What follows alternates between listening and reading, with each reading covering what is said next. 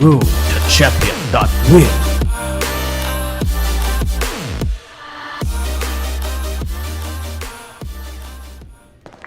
Hey there, Spartans. Welcome to Road to Champions' first installation of basics competency courses designed to break down some of the concepts we take for granted and go a little bit deeper to get a better understanding of how and why we play the game the way that we do, or at least the way that we should. So this particular video is all about good and bad attack positions, right?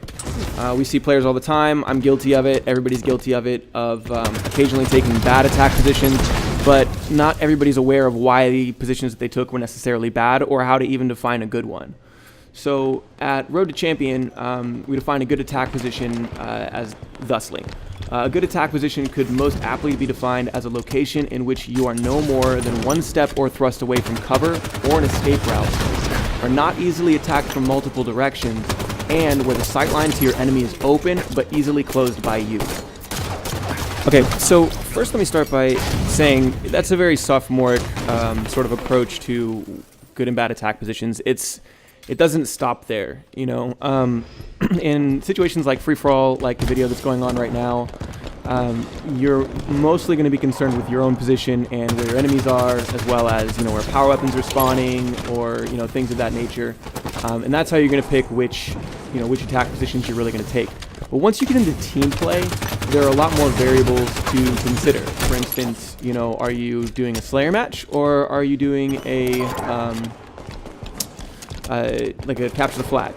You know, is your goal map control?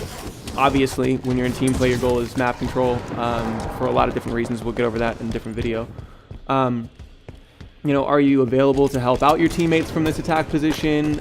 Can you see what your teammates are looking at as well? Is this a good, you know, by altering your position by a few feet, can you open up brand new sight lines to, you know, where you can help out your teammates? Versus, you know, in team play, it just gets a lot more complex. But the basic concept is that no matter what the reason for deciding to take the exact position that you've taken on the map, while you're in that position, the key points still need to be taken into account.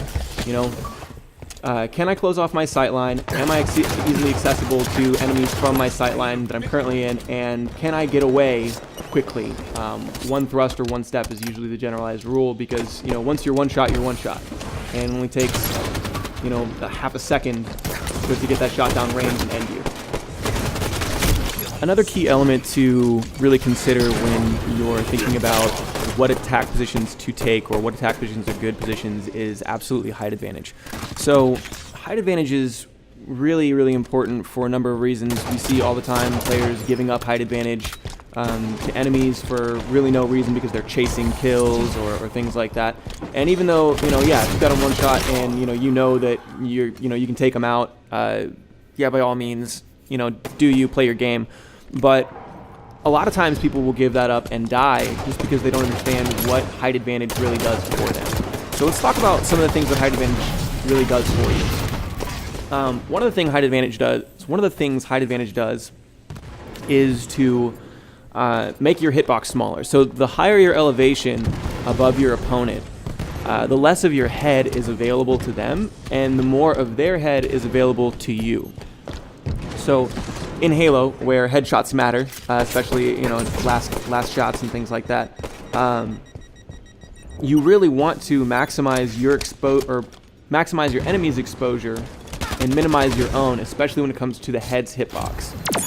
So when you give up that height advantage, basically what you're doing is now you're on equal playing field instead of having the advantage of that smaller headbox, or just less available headbox, depending on, you know, the angle that you are against your opponent.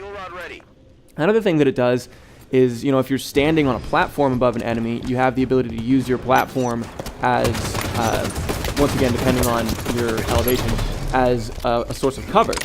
And, you know, that's one of those things where deciding good and bad attack position, if you're attacking someone who's lower than you, then one step back, you know, instead of, you know, one thrust to behind a block or behind a wall or something like that, one step back or one thrust back is the same thing.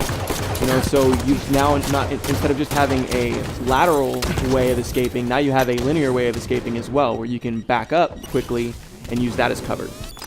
So you're just affording yourself more escape routes by being higher up on the map, and minimizing your exposure while maximizing your enemy's exposure.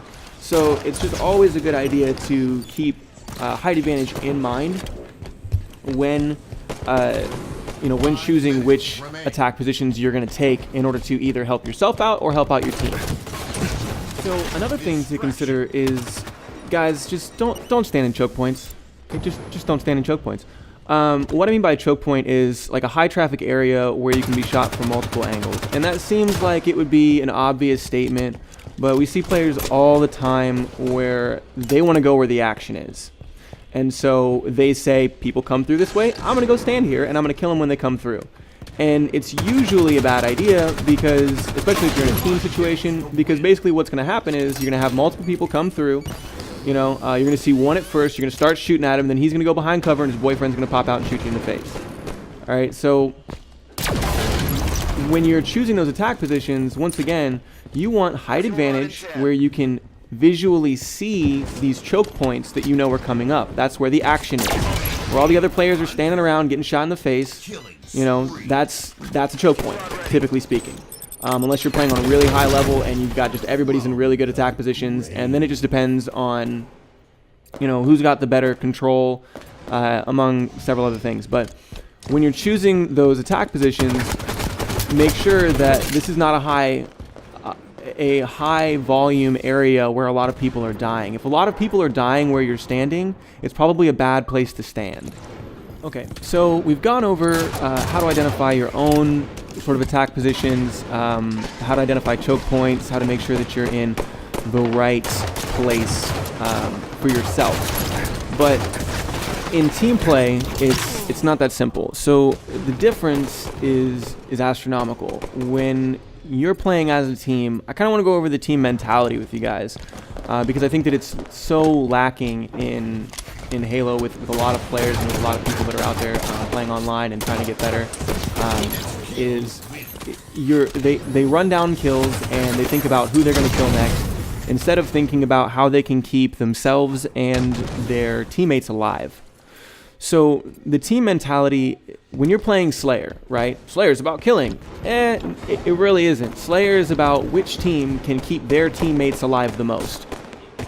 That's what Slayer is. Because if you got one or two guys that are just wrecking, right? And they're running out there and they can take out the majority of players that you're going to run into online. That's great. So they're going to carry your team until you get to a place where you're fighting people that are Onyx level or just high level gameplay. And then you're all going to get destroyed because you have no chemistry.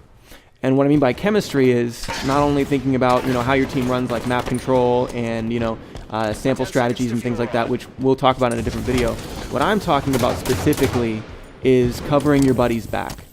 When you are playing online with a team, your first priority is making sure that whatever attack position everyone takes, those attack positions are easy. It's easy for you guys to back each other up, and it's easy for you guys to help each other out.